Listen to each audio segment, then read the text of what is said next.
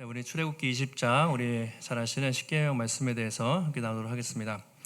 우리나라 각 나라마다 보면 여러 가지 법이 있습니다. 그 중에서 가장 기본적이고 중요한 법을 뭐라고 하죠? 우리가 이제 헌법이라고 합니다. 민법도 있고 형법도 있고 그 밑에 많은 법들이 있는데 국가의 통치 기념, 국가의 통치 이념과 또 기본권에 대한 가장 중요한 법이 헌법이잖아요. 그래서 아마 학교에서 다 배우셨을 텐데 아까 이제 물어봤더니 헌법의 우리나라의 가장 기본 헌법의 첫 번째가 뭐라고 시작되죠? 대한민국은 뭐라고 돼 있죠? 민주공화국이다. 그 다음에 뭐라고 돼 있죠? 대한민국의 주권은 국민에게 있고 모든 권력은 국민으로부터 나온다. 이렇게 되잖아요. 대한민국은 공산국가다. 예를 들어서 북한 같으면 북한의 법이 있을 텐데 너무 우리에게 익숙하지만 이 헌법이라는 것이 가장 중요한 기본적인 법입니다.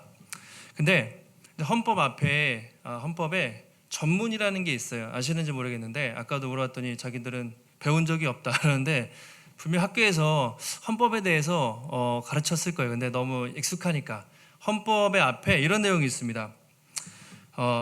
헌법에 이제 왜 제정됐는지 역사적 과정과 헌법 제정의 목적에 대해서 이제 그 앞에 쭉 기록을 하고 있어요. 들어보신 분도 계실 텐데 이렇게 되어 있습니다. 유구한 역사와 전통에 빛나는 우리 대한민국은 3.1운동으로 건립된 임시정부의 법통과 불의항관 4.19 민주이념을 계승하고 어쩌고 저쩌고 해서 왜 헌법을 기록했는지 헌법을 기록한 목적과 그 이유가 전문에 나와 있어요. 몇 문장이 나와 있고 그 다음부터 대한민국 헌법 1조 1항 이렇게 나와 있습니다. 중요하잖아요. 근데 되게 중요한데 우리가 방금 여쭤본 것처럼 너무 당연해서 이게 별로 신경 안 쓰고 살지만 민법은 사실은 우리의 어떤 개인 관계, 재산 관계 여러 가지 또 형법도 있고 여러 가지 법이 있는데 그중에 이제 헌법이라는 것은 가장 중요한 가치 기본 법입니다. 근데 사람들이 그 의미에 대해서 잘 이제 모르고 살죠. 제가 이제 헌법을 말씀드렸냐면 오늘 십계명에 대한 말씀을 읽었는데 이 구약에 나오는 이 십계명 이 말씀이야말로 구약 성경 전체 또는 성경 전체의 헌법과 같다라고 말할 수 있습니다. 상당히 중요하죠. 하나님이 이 십계명을 통해서 하나님의 백성이 어떻게 살아야 되는가, 또 이 십계명을 주신 하나님은 어떤 분인가, 이 내용들을 십계명을 통해서 담아주신 것입니다. 근데 중요한 것은 사람들이 생각보다 잘 몰라요. 그렇죠?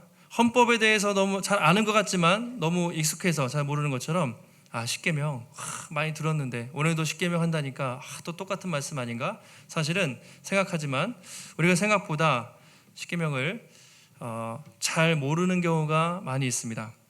예를 들면 여러분 주기도문하고 사도신경 다 외우십니까? 똑같이 외우세요? 십계명 다 외우세요? 십계명 1부터 10계명까지 외우시죠? 다 안 해도 되죠. 그러면 똑같이 오늘 나온 그 2계명도 끝이 아니라 밑에 내용들이 있잖아요. 내용들이 있고 부연 설명들이 있는데 그대로 성경 10계명을 다 외우시는 분 계세요? 생각보다 잘 모르시는 것 같아요. 여기 성경책 있잖아요. 저와 여러분 성경을 갖고 계는데 성경책 맨 앞에 뭐가 나와 있을까요? 성경책 맨 앞에 한 번도 안 보셨죠? 잘 모르죠? 뭐가 나와 있을까요? 맨 앞에 십계명 나와 있나요?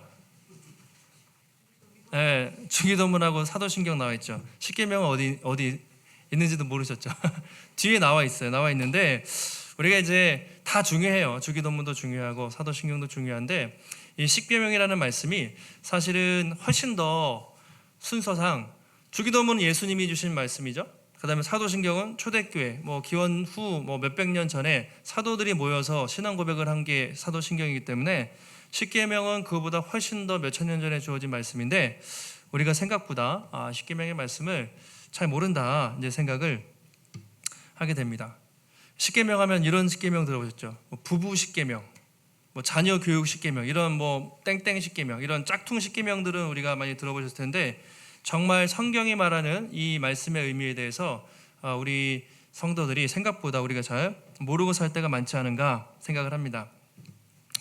준비하면서 저도 좀 여러 가지 오해, 예전에 제가 이제 십계명을 볼 때 저도 가졌던 여러 가지 오해들이 있어요. 아니 목사님, 이 말씀이 수천 년 전에 모세 시대니까 BC 15세기 정도니까 지금으로부터 3,500년 전경인데, 아니 수천 년 전에 기록된 말씀이 지금 무슨 의미가 있습니까? 옛날 말씀이지 지금 뭘 봐야 됩니까? 이럴 수도 있습니다. 여기 우상 숭배하지 말라 이런 내용들이 나오잖아요. 우상, 아니 그 우상은 예전에 우상을 숭배할 때, 형상을 만들 때 수천 년 전에 그 미개한 고대 사람들이 살 때나 있었던 일이지, 최첨단 과학이 발달한 이 시대에 무슨 우상 숭배도 안 하는 것 같은데 이게 무슨 의미가 있습니까? 성경을 조금 더 공부하신 분들은 구약 율법인데 예수님이 신약에서 이 말씀을 다 성취하시지 않았습니까? 근데 꼭 십계명 구약 율법을 그대로 지켜야 됩니까? 라고 조금 더 이제 깊이 있게 좀 고민하는 분도 계실 수가 있습니다. 저도 예전에 이런 생각을 다 했었어요. 근데 말씀을 보면서 이런 것들이 참 잘 몰랐구나, 오해구나, 편견이구나 이런 생각을 이제 하게 됐습니다. 사람들이 여러분 십계명 그러니까 좋아하세요? 주기도문 외우시죠? 사도신경 외우시는데 십계명 좋아하세요? 저도 별로 안 좋아했어요. 왜 그럴까요? 계명 하면 말씀, 순종, 명령과 같은 느낌이잖아요. 딱딱하고 뭐뭐 하지 말라, 우리 힘들게 하는 그런 뉘앙스가 있지 않습니까? 그렇죠? 그래서 10가지 계명으로 성경에서 번역되기도 하지만 이제 성경에 다르게 말해요. 10가지 말씀이라고도 표현되어 있는데, 자, 계명과 10가지 말씀. 그래서 요즘에 학자들은 이 십계명을 그냥 명령으로만 보지 않고 말씀으로, 하나님이 우리에게 주신 말씀으로 이제 이렇게 많이 해석을 합니다. 그래서 이제 그것을 헬라어로 10개의 말씀들 해서 데칼로그라고 표현을 하는데, 이 십계명의 의미에 대해서 이제 이렇게 설명합니다. PPT에도 나와 있겠지만 보여주시면, 하나님이 강제적으로 명령, 너희들이 이 명령을 지켜라, 안 지키면 저주받을 것이다, 막 그렇게 강제적으로 주신 것이 아니라, 그렇죠? 일방적으로 주신 계율이나 명령이 아니다. 이것은 하나님과 이스라엘 백성 사이의 대화 또는 소통이다. 요즘에 사람들이 제일 좋아하는 게 공감과 소통이잖아요. 서로 이해하는 것인데, 이것을 주신 이유가 너희들 이거 안 지키면 진짜 내가 저주할 거야, 꼭 지켜, 뭐 그런 의미가 아니라, 하나님이 은혜로 구원하셨잖아요. 이스라엘 백성들을. 그냥 구원받은 백성들이 이 말씀을 지키며 살아갈 때 얼마나 더 풍성하고 얼마나 더 아름답게 살아갈 수 있는지 주시는 소통이에요. 시내산에서 당신의 백성들에게 그 백성들이 얼마나 풍성하게 하나님과의 관계를 누리며 살아갈 수 있는가를 보여주기 위해서, 그런 어떻게 보면 복음입니다. 복음. 억지로 이거 해라 그것이 아니라 우리가 누리고 살아야 할 복음으로서 이 십계명을 주셨다고 그렇게 볼 수가 있습니다. 오늘 이제 출애굽기 20장 말씀을 통해서 하나님이 왜 우리에게 이 말씀을 주셨는지, 그리고 2개만 살펴볼게요. 시간이 다 하면 기니까 제가 조금 더 나눠서 하려고 생각을 하고 있는데, 2가지 앞에 중요한 말씀을 가지고 이것이 우리에게 어떤 의미가 있는지 함께 한번 살펴보도록 하겠습니다. 먼저 1절과 2절을 보시면 하나님이 이제 이 말씀해 주신 의미를 이렇게 소개하고 있습니다. 같이 한번 1절과 2절 말씀 읽겠습니다. 시작. 하나님이 이 모든 말씀으로 말씀하여 이르시되 나는 너를 애굽 땅 종되었던 집에서 인도하여 낸 내 하나님 여호와니라. 우리가 이제 놀러 가면 IM 그라운드 뭐하죠? 자기소개하기, 자기 소개하잖아요. 자기 소개하는데 십계명을 주시기 전에 하나님이 자신이 어떤 분인지를 먼저 소개해야 되잖아요. 내가 너희들한테 말씀을 줄 텐데 나는 이런 여호와야 라고, 하나님이야 라고 소개합니다. 뭐라고 소개하죠? 나는 너를 애굽 땅 종되었던 곳에서 인도해낸 여호와니라, 이렇게 소개해요. 딱 한 문장으로 나는 너희를 애굽 땅, 그렇죠? 그 430년 동안 노예 생활할 때 10가지 재앙과 홍해를 가르고 거기서 인도해낸, 구원해낸 여호와 하나님이다 라고 자신을 한마디로 구원자, 구원하신 하나님으로 그렇게 소개하고 있습니다. 그래서 우리가 이 십계명의 성격을 이해할 때 항상 이렇게 이해하셔야 돼요. 이것은 우리가 구원받기 위해서 지켜야 될 법이 아닙니다. 이렇게 하면 여러분들이 구원을 받을 것이다, 이것이 아니라 이미 은혜로 구원받은 하나님의 백성들이 이 말씀, 하나님의 백성답게 살기 위해서 주신 말씀으로 이해해야 되는 것이죠. 산상수훈에 보면 신약에도 비슷한 말씀이 있어요. 구약에는 십계명, 신약에는 이 십계명과 비슷한 아주 중요한 말씀이 있죠. 뭐가 있을까요? 이건 어떤 말씀이 있죠? 산상수훈 안에 8개, 신약에 8개 주셨죠. 8개의 복, 뭐죠? 팔복. 심령이 가난한 자는 복이 있나니 해서 8가지 복을 주셨잖아요. 그것도 그 말씀을 지키면 너희들이 구원받을 것이다 이런 말씀이 아니라 이미 구원받은 하나님의 백성들이 이 산상수훈과 팔복의 말씀을 지켜 살 때 얼마나 풍성하게 기쁘게 은혜 가운데 살 수 있는지 보여주는 게 이제 산상수훈과 팔복의 말씀이죠. 마찬가지입니다. 십계명도 이걸 지켜서 구원받는 것이 아니라 이미 은혜로 값없이 구원을 받았어요. 구원받은 백성들이 어떻게 기쁨으로 자유함으로 살아갈 수 있을까? 그래서 이 십계명은 계명이라기보다는 여러분 앞으로 십계명을 보실 때 복음으로 이해하시면 좋아요. 하나님의 백성들이 기쁨과 또 자유를 누리기 위해서 주신 말씀, 복음으로 우리가 받아들일 수가 있습니다. 자, 처음에 말씀하시죠. 뭐라고 하십니까? 너는 나 외에 다른 신들을 내게 두지 말라. 첫 번째 계명입니다. 나 외에 다른 신을 두지 말라. 아까도 이게 여쭤봤는데, 자, 그러면 이 구절 읽으면서 한 가지 의문을 가질 수 있습니다. 나 외에 다른 신을 두지 말라? 그럼 하나님 외에 자, 다른 신이 있을까요, 없을까요? 있다는 것입니까, 없다는 것입니까? 너무 쉬운 질문이지만 하나님 외에 다른 신이 있습니까, 없습니까? 어떤 분은 아까도 있어요 그리고 어떤 분은 없어요 그랬는데 성경의 기준으로 하나님 외에 살아계신 어떤 신이라는 게 존재합니까, 안 합니까? 갑자기 또 하나님 외에 다른 신이 세상에 있다고 생각하세요? 없어요. 없잖아요. 나 외에 다른 신은 없느니라. 끊임없이 다른 건 다 우상이고, 근데 여기서 나 외에 다른 신을 두지 말라. 다른 신으로 하면 좀 오해가 생길 수 있고요. 다른이라는 말보다는 헛되다라고 번역을 해야 맞는데 헛된 신이에요. 나 외에 헛된 신을 섬기지 말라. 다시 말하면 이 헛된 신은 실체가 없는 우상을 말해요. 그러니까 나 외에 다른 신이 존재하는 것이 아니라 나 외에 다른 신이 없는데 너희들이 실체가 없는 헛된 우상들을 섬기지 말라. 이제 이런 의미에서 다른 신이라고 말씀을 하셨습니다. 나 외에는 이라는 말이 상당히 중요해요. 이게 그냥 한글로는 그런가 보다 하는데 사실 놓치고 있는 부분이 많습니다. 원어로 볼 때 여러 구절로 이 나 외에는 이라는 말을 해석할 수 있는데 그냥 결론적으로는 이렇게 말할 수 있어요. 내 얼굴 앞에서, 내 면전에서 이렇게 해석하는 게 가장 원어에 가깝습니다.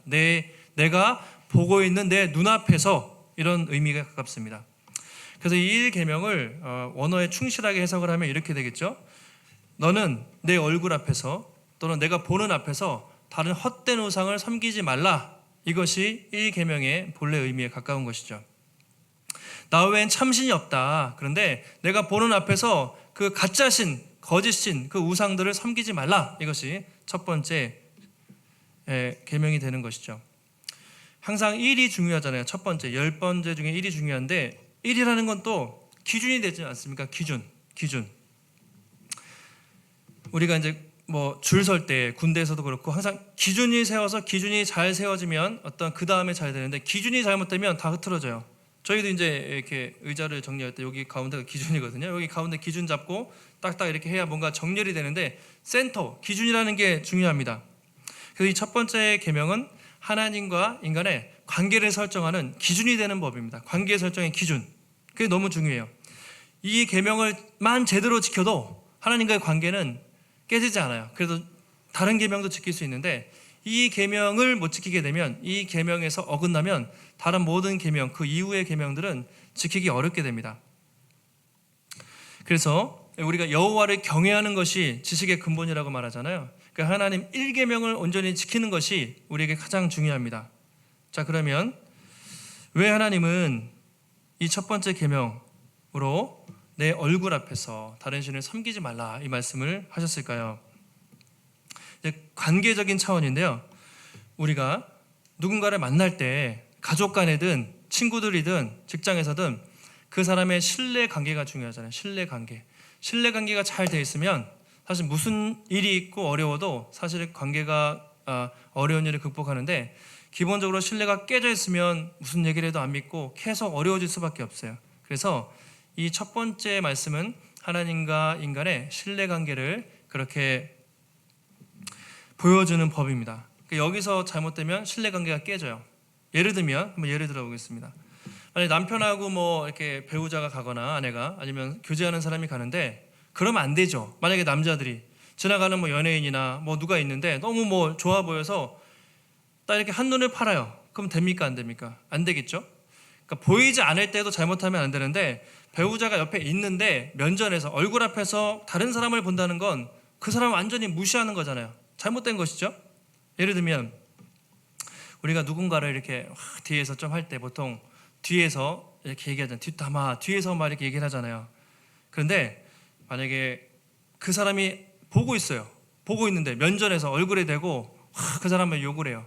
그러면 어떻게 하자는 거죠? 그 사람과 관계는 완전히 깨지는 거죠. 뒤에서도 하면 안 되지만 그 앞에서 얼굴 면전 앞에서 하는 것은 완전히 그 사람을 무시하는 거잖아요. 예를 들면 아직까지는 저희 교회에 그런 분은 없지만 제가 이렇게 막 설교를 하고 나가는데 저 들으라고 오늘 목사님 설교 너무 길은 것 같아요. 무슨 말인지 하나도 모르겠고 진짜 만약에 그렇게 얘기하면은 제가 어떻겠습니까? 저랑 이제 관계가 참 어려워지겠죠. 뒤에서 해도 안 되지만 뒤에서 하지 마시고 가능하면 앞에서 하면은 완전히 그 사람과 관계가 깨지는 거잖아요. 마찬가지입니다. 이게 우상을 숭배한다는 것이 내 앞에서 내 얼굴 앞에서예요. 그래서 우리가 하나님 외에 다른 것을 섬길 때 그분이 모욕을 당하는 거예요. 내 얼굴 앞에서 너희가 나를 욕하고 있구나. 왜냐면 사람은 뒷담화가 가능하죠. 뒤에서 욕하면 뭐 어떻게 하겠습니까? 그러면 안 되지만 하나님은 항상 어느 곳에서는 계시기 때문에 우리가 무슨 생각을 하든지 한눈판들이 다 아시거든요. 항상 그분의 얼굴 앞에서 죄를 짓는 거예요. 그래서 우리는 뭐 하나님 안 보신다고 생각하겠지만 항상 그분은 우리를 보고 계세요. 그래서 우리가 다른 신을 섬기거나 죄를 지을 때 그분의 얼굴을 모욕하는 거죠. 그래서 하나님이 이것을 너무나 싫어하시는 겁니다. 그래서 관계가 깨지는 거예요. 예. 그래서 이게 중요합니다. 너는 나 외에 다른 신을 섬기지 말라. 왜냐면 그렇게 해서 내가 너무나 큰 모욕감을 받고 너랑 나랑 관계는 깨진다. 내가 견딜 수가 없다. 이런 차원에서 하나님과의 신뢰관계를 깰 수 있는 그게 너무나 중요한 계명인 것이죠. 또 한 가지 첫 번째 계명이 중요한 이유는요. 이렇습니다. 우리가 다른 신을 만약에 섬기는 순간 우리는 그 다른 우상이죠. 신이라는 건 없는데 우상이죠. 다른 우상에 종이 돼요. 노예가 되는 것입니다. 그러니까 반대로 말하면 하나님 우리에게 하나님만을 섬김으로 우리에게 자유를 주시기 위해서 이 첫 번째 계명을 주신 거예요. 우리를 얽어매고 힘들게 하기 위해서가 아니라 우리에게 자유를 주기 위해서. 제가 한번 설명을 해보겠습니다. 이스라엘 백성들도 은혜로 구원을 받았어요. 시내산까지 온 것이 홍해를 건넌 것이 은혜잖아요. 그들이 무슨 행동했습니까? 안 했어요. 원망하고 불평했는데 여기 시내산까지 오셔서 하나님의 제사장 나라 거룩한 백성으로 언약을 맺어주셨죠. 그 백성들에게 너희가 앞으로 이렇게 살면 좋겠다라고 십계명을 주셨습니다. 마찬가지로 우리가 잘해서 구원받았나요? 은혜로 받았잖아요. 우리는 예수님의 십자가의 보혈로 값없이 이제 은혜를 받은 사람들입니다. 그런데 우리가 하나님이 아닌 다른 신을 섬기는 순간 어떻게 되냐면요. 다시 우리는 그 우상들의 종이 되는 거예요. 죄의 종으로 전락하게 되는 것이죠. 예를 들면 어떤 사람이 돈이 우상이에요. 돈을 너무 좋아해요. 그러면 자기가 돈을 많이 번 것 같지만 실제로는 살다 보면 그 돈의 종이 되어 있는 것이죠. 자, 어떤 사람이 돈 벌기 위해서 젊을 때부터 열심히 일했습니다. 돈을 벌기 위해서 일하는데 건강을 다 잃어버렸어요. 그리고 돈 때문에 가정이 다 깨졌습니다. 돈 때문에 형제 간의 관계가 깨졌습니다. 돈 하고 살았지만 나중에 다 만약에 깨져버렸다면 결국 그 사람은 돈의 노예가 되어 있는 상태죠. 예. 그 우상의 속성이 다 그래요. 어떤 사람이 막 명예, 인정이 너무 좋아요. 명예와 인정받기 위해 살면 사람들이 높아지는 것 같지만 결국 명예와 인정의 종으로 사는 거예요. 어떤 사람이 워커홀릭, 일 때문에 열심히 일을 하는데 그래서 인정받았어요. 승진했어요. 나중에 지나고 보면 남은 게 없습니다. 결국 일의 노예로 전락하게 되는 거죠. 이게 우상의 특징입니다. 우상은 어차피 존재하지 않기 때문에 짝퉁 가짜예요. 그래서 일시적으로 만족을 줍니다. 돈이, 명예가, 인정이 일시적으로 만족을 주지만 그것을 쫓으면서 살다 보면 나중엔 돈의 노예, 인정의 노예, 그 다음에 일의 노예로 그냥 살게 되는 거예요. 하나님은 이걸 원치 않기 때문에 우리가 우상을 따라 살지 마라. 헛된 것이다. 거기에 참된 만족이 없다. 오직 나에게 참된 만족이 있다. 내 말씀과 내 안에 거할 때 진정한 만족이 있다고 주님이 말씀하시는 것이죠. 그래서 이런 면에서 첫 번째 계명은 뭐 하지 말라가 아니라 하나님 나에게 와서 참된 자유를 누려라. 그렇죠? 예수님도 수고하고 무거운 짐진 자들아 내가 너희를 쉬게 하리라. 진리 안에서 자유가 있다고 말씀하셨는데 진짜 자유는 나에게 있어. 우상을 섬기는 순간 종이 되는 것이야. 이제 그렇게 말씀을 하시는 것이죠.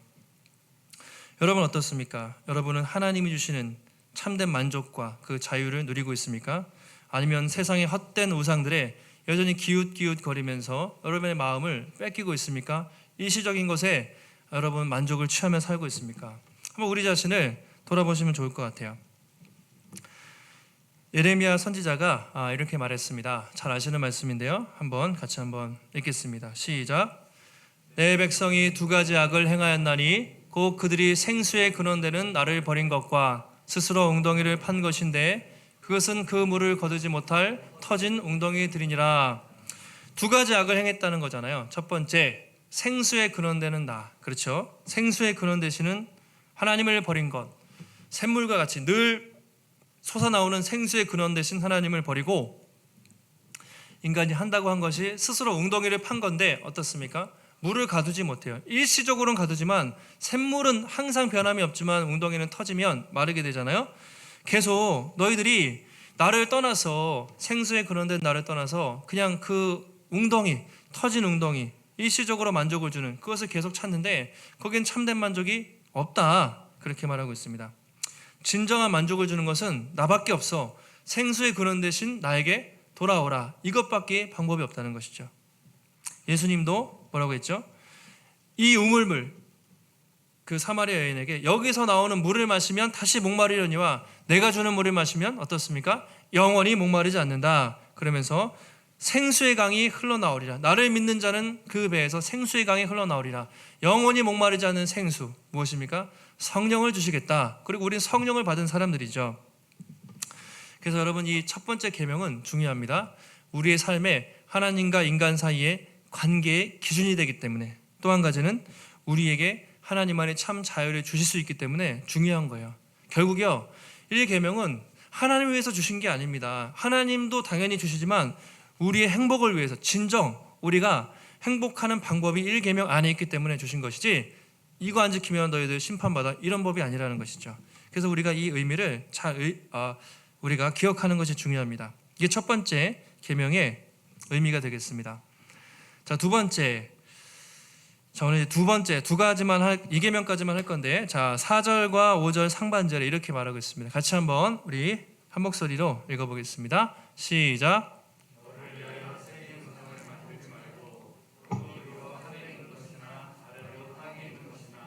땅 아래에 있는 그것들에게 절하지 말며 그것들을 섬기지 말라. 자, 뭐라고 했습니까? 너를 위하여 새긴 우상을 만들지 말고. 자, 우상은 존재하지 않는 헛된 가짜 신이라고 했습니다. 짝퉁신인데 어떤 우상이요? 새긴 우상. 자, 너를 위해 새긴 우상. 사람들은 형상을 좋아해요. 사실은 그냥 지금 하나님 딱 눈에 보이면 좋잖아요. 사실 그런 식으로 인간은 끊임없이 눈에 보이는 뭘 만들기 원해서 그동안 수도 없는 우상을 만들어 왔습니다. 그런데 하나님 그거 하지 말라는 것이죠. 하나님이 영이시다. 그래서 형상으로 만족하지 말라. 너를 위해 새긴 우상이라고 얘기했습니다. 너를 위해.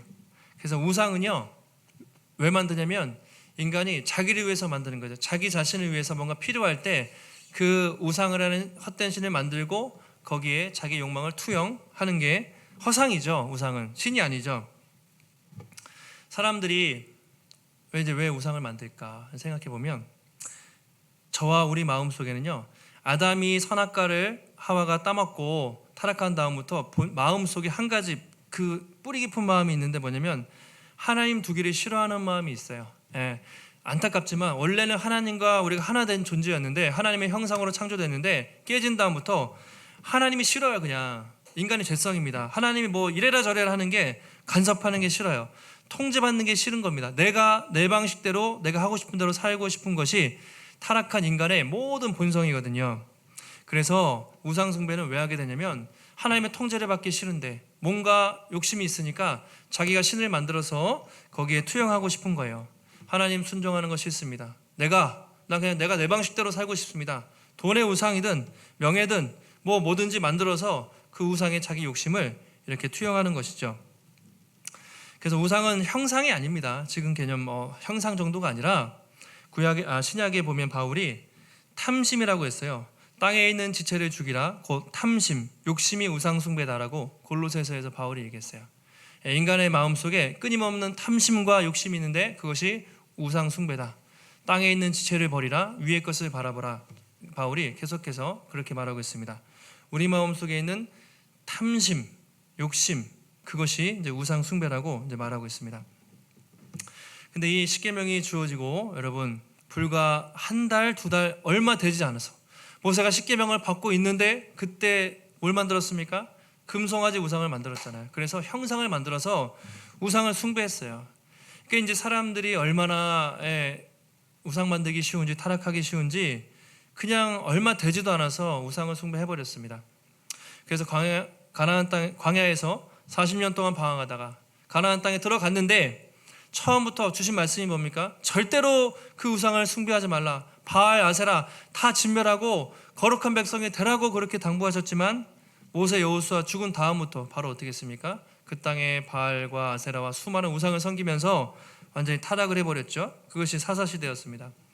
하나님이 너무 안 되겠으니까 다윗을 세우잖아요. 다윗을 통해서 다 뒤집고 나를 회복시키셨는데 솔로몬 때 가서, 아들 때 가서 처음에는 잘하더니 솔로몬이 이렇게 뒤에 타락해서 온갖 우상 숭배가 만연하면서 계속 우상 숭배하다가 예레미야가, 이사야가 계속 돌아오라 선포했지만 끝내 안 돌아오다가 어떻게 했습니까? 결국 바벨론과 아수르에 망하죠. 이게 구약 이스라엘 백성의 역사예요. 실패했습니다.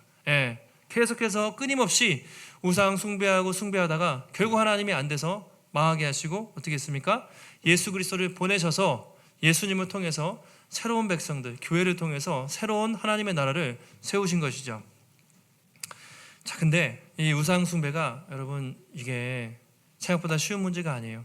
초대교회 안에도 계속 우상 문제가 교회 안에 문제가 됐습니다. 고린도 교회 안에도 우상 문제, 또 우상의 재물 먹는 문제, 뭐 등등등의 문제, 골로새 교회, 빌립보 교회, 교회마다 끊임없이 이 우상의 문제들이 계속 초대교회도 있었고 중세에도 있었고 지금까지 십계명이 주어진 이래로 수천 년 동안 이 우상의 문제는 계속 우리를 공격하고 있습니다. 팀 켈러 목사님 아실 텐데 그분이 이제 그 내가 만든 신 뭐 이런 책에 보시면 알잖아요. 우상은 눈에 보이는 게 아니잖아요. 물론 눈에 보이는 건 되게 어떻게 보면 유치하고 진짜 우상은 우리 마음속에 무엇이죠? 하나님보다 더 사랑하는 것, 하나님보다 더 내 마음을 사로잡고 있는 것, 또 무엇입니까? 하나님 대신 만족하려고 하는 모든 것이 돼요. 하나님 말고 대신 그것으로 내가 채우려고 하면 그 모든 것은 다 우상이 됩니다. 그렇게 말하고 있습니다. 그렇게 따지면 여러분 이 시대, 우리가 사는 시대 우상이 얼마나 많습니까? 우상이 너무 많죠. 눈만 뜨면 우리 유혹하는 우상들이 많이 있습니다. 트레벤 왁스라는 그 분이 책을 쓰셨는데 현대인들의 6가지 우상에 대해서 책을 쓰셨어요. 그 중에 더 많지만 대표적으로 6가지 우상을 들었습니다. 그 책에서 첫 번째가 나 자신, 그리고 성공, 그리고 돈, 그렇죠? 그리고 레저, 취미, 그리고 성, 그리고 권력과 인정, 이런 6가지의 가장 현대인들의 대표적인 우상을 그렇게 책을 통해서 우리에게 이제 보여주셨는데요. 첫 번째가 나 자신이잖아요. 여러분 나 자신 어떠신 것 같아요? 어느 때보다 개인주의적이죠. 어느 때보다 포스트 모던 시대에 살고 있습니다. 서점 가면 가장 인기 있는 책 중에 하나가 무엇입니까? 주제가 자기계발서죠. 자기계발서의 내용들이 주로 뭡니까? 너를 사랑하라, 감정을 표현해라, 네가 세상의 주인이다, 당신을 믿어라, 온갖 자기 자신에 대해서, 그렇죠? 자기를 건강한 자아상을 갖는 건 중요하지만 과도한 자기사랑, 그냥 자기가 신이에요. 거의 그렇게 살게 해요. 여기서부터 모든 우상은 사실 나온다고 보겠죠. 자기를 너무 사랑하게, 인간을 신적인 존재로 만들었어요. 그 디모데 후서에 보면 바울이 말세에 고통하는 때가 이르렀을 때 사람들이 타락할 텐데 가장 첫 번째로 사람이 누굴 사랑한다고 되어 있습니까? 그들이 자기를 사랑하며 이렇게 되어 있어요. 첫 번째 자기를 사랑하며, 두 번째 돈을 사랑하며 이렇게 되어 있습니다.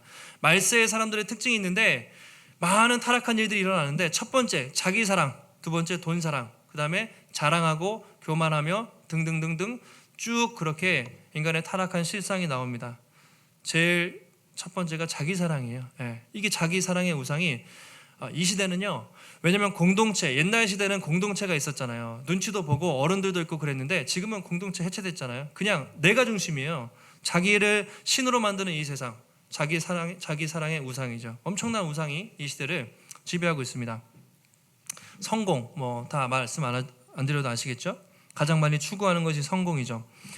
이 성공, 사업의 성공, 또 입시, 자녀 성공, 또 심지어 목회자들은 이 교회의 성공, 이 교회가 성장했지만 여러분이 성장주의 때문에 교회가 얼마나 많이 타락했는지 몰라요. 그래서 항상 모든 것은 성공이라는 결과 중요한 게 아니라 그 과정이 중요하죠. 어떤 동기로 가는가, 그만큼 모든 것이 성공과 성공의 그런 시대가 됐습니다. 돈의 우상, 뭐 잘 아시죠? 이 시대 최고의 우상. 그냥 뭐 돈이라기보다는 부동산이잖아요. 부동산 집값 잡는 게 이 정부의 가장 어려움이고, 사람들이 뭐 그것 때문에 막 벌떼같이 달려들고 막 그러는데, 사람들이 뭐 주식을 하기 위해서, 청년들은 뭐 비트코인, 가상화폐 하기 위해서 영혼을 팔고 빚내서 투자를 하잖아요. 영혼을 팔아서 왜 해요? 돈을 왜 벌? 돈이 우상이니까. 영혼이 중요합니까? 돈이 중요합니까? 당연히 영혼이 중요한데, 그런 말이 일상 용어예요. 그냥 돈의 우상이 그냥 된 시대죠. 자기 영혼을 팔아서, 목숨을 팔아서라도 집이 있어야 돼요.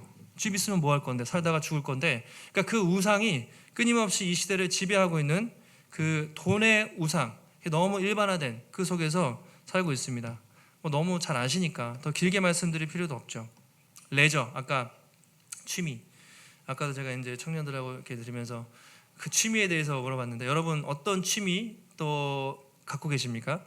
취미 자체가 잘못된 건 아니죠. 뭐 쇼핑도 할 수 있고 영화도 볼 수 있고 다 할 수 있는데, 근데 그게 너무 심해졌을 때, 동호회 같은 경우에 어떤 사람들은 뭐 교회 다니는데 뭐 주일 예배 대충 드리고 또는 안 드리고, 어디 가다가 저기 지방에 아니면 가다가 전원교회 가서 예배 드리고, 전원교회가 많이 생긴 게 놀러 가면서 거기 가서 그냥 대충 예배 때우려고 드리는 거거든요. 그게 전원교회 자체가 나쁜 건 아니지만 취지가 그래요. 주일제가 되면서 사람들이 놀러 다니면서 하나님을 섬기는 것보다 그냥 안 드리면 찝찝하고, 전원교회에서 예배는 드리는데 그 밑에는 자기의 취미 생활과 자기 편한 생활과 안락하게 살고 싶은 우상이 그 밑에 또 숨겨져 있는 것이죠. 많이 들잖아요. 뭐 등산을 한다?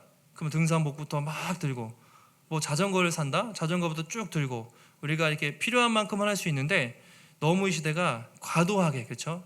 그걸 이제 산업화 시키고 우상화 시켜서 거기에 이제 빠져서 이제 만드는 이런 어떤 레저의 우상, 이런 것도 있는 것 같아요. 성적인 우상, 뭐 길게 말씀드릴 필요가 없죠. 이 시대의 가장 악한 우상 중에 하나, 타락한, 뭐 뉴스를 보면 가장 많이 나오는 범죄 중에 하나가 성범죄잖아요. 너무 이제 인간이 이럴 수가 있을까 싶을 정도로 그런 일들이 많이 벌어지는데, 그런 거 또는 성을 상품화하는 거, 또는 동성애, 이 모든 거, 이 잘못된 성에 대한 이런 우상들이 너무나 많고, 권력, 그렇죠? 갑질이 그렇잖아요. 사람들이 통제받는 거 싫어해요. 통제하고 싶어요. 기본적으로 사람들이. 그러기 위해서는 성공해야 되고 권력을 잡아야 되고 올라가야죠.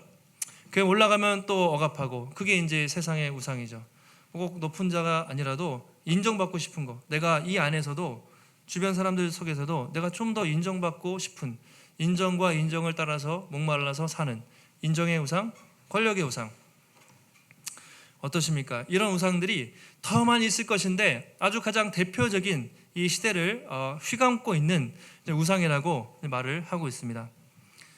여러분 어떻습니까? 혹시 이 중에서 여러분들이 좀 걸리는 우상이 뭐가 있습니까? 한번 잘 생각해 보세요. 일단 사랑방 할 때도 한번 나눠보세요. 나는 하나도 걸리지 않습니다. 이런 분은 없을 거예요. 저도 이 자기 사랑, 이건 뭐 어떻게 하겠습니까? 죽을 때까지 십자가로 이건 못 박아야 되죠. 정말 자기 중심성은 이게 인간의 죄성이기 때문에 끊임없이 타인지향적으로 살 수 있도록 이 자기 사랑, 저도 많이 있는 것 같고, 또 성공, 저는 뭐 세상적으로는 아니지만 목회자들은 교회의 사역에서 어떻게 뭐 성공할까, 인정받을까, 충분히 이런 쪽으로 생각할 수 있어요.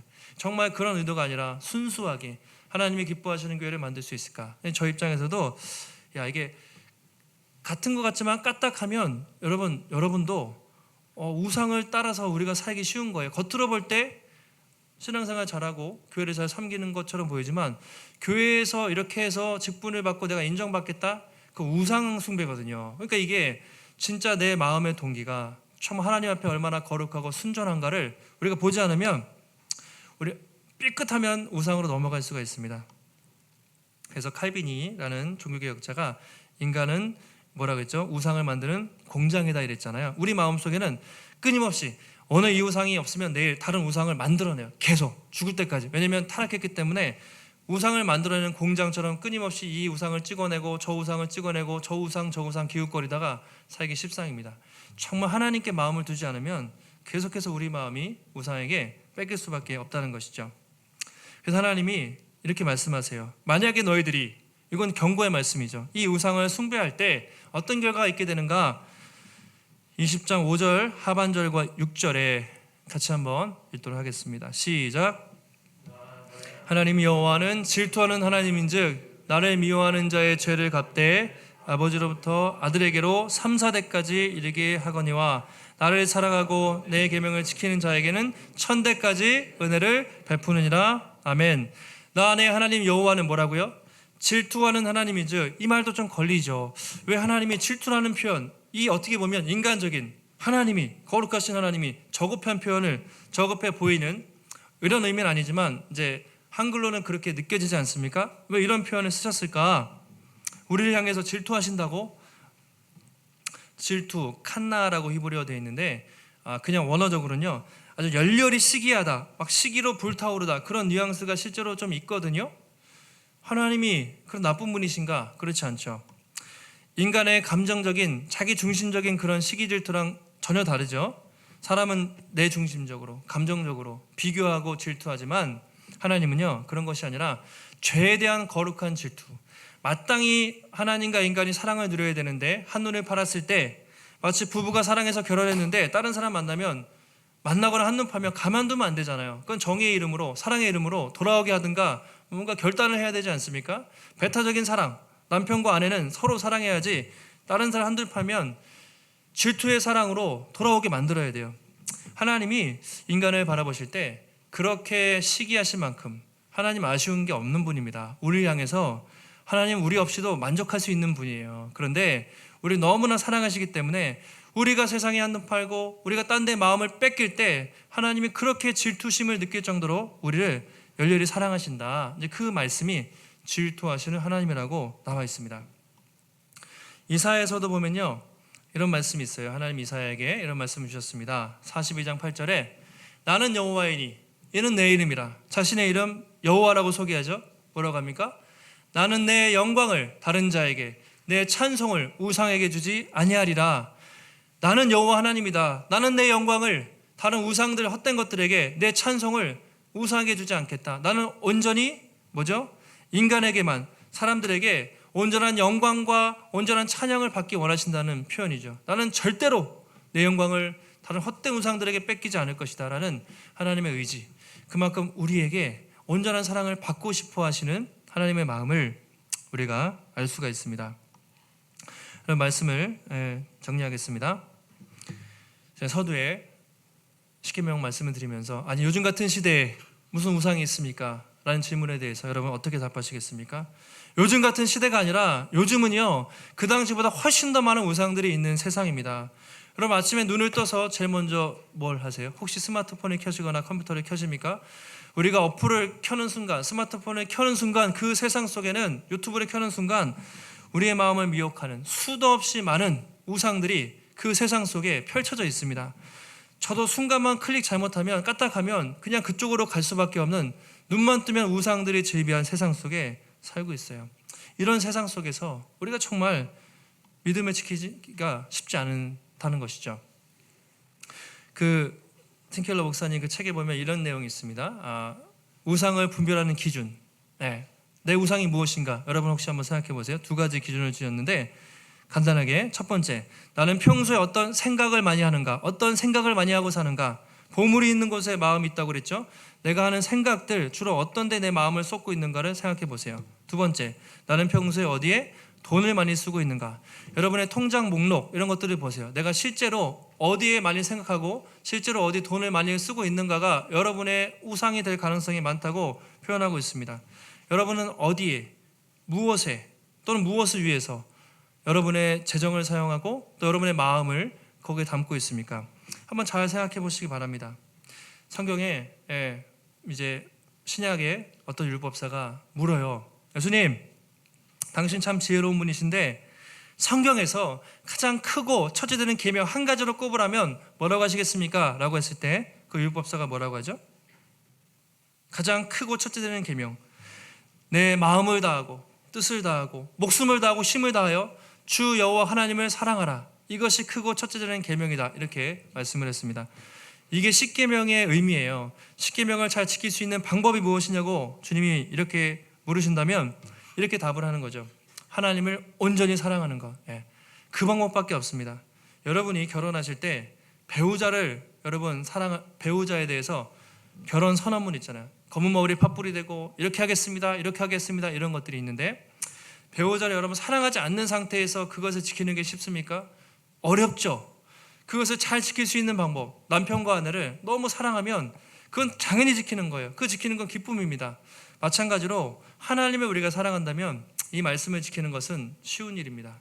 그분을 사랑하니까 그 계명을 지키는 게 얼마나 쉽겠습니까? 하나님을 사랑하지 않는 상태에서 그냥 보면 하나님 나 왜 이렇게 힘들게 하십니까? 정말 어려운 말씀으로밖에 다가올 수가 없어요. 그래서 가장 중요한 것은 한마디로 정리하면 하나님을 얼마나 사랑하시는가. 특별히 그냥 사랑하라고 안 했잖아요. 마음을 다하고 목숨을 다하고 뜻을 다해서 전심전력을 사랑하는 것이 하나님이 우리에게 주신 유일한 한 가지의 말씀이라고 말하고 있습니다. 하나님 우리에게 여러분 독생자를 내어주시는 모든 것을 내어주시는 그런 사랑을 하셨습니다. 여러분 그 사랑 앞에서 우리가 어떻게 또 우상을 숭배할 수가 있겠습니까? 한 주간도 여러분 살아가실 때 하나님만이 나의 참된 구원자이십니다. 하나님만이 나의 참된 만족이십니다. 하나님만이 나의 참된 주인이십니다. 정말 그렇게 고백하시고 한 주간 세상에서 이런저런 헛된 우상들이 있을 때 여러분 과감하게 내려치시고 하나님을 더 뜨겁게 마음을 다해서 힘을 다해서 정말 그분을 사랑하시는 복된 성도들이 되시기를 주님의 이름으로 축원합니다.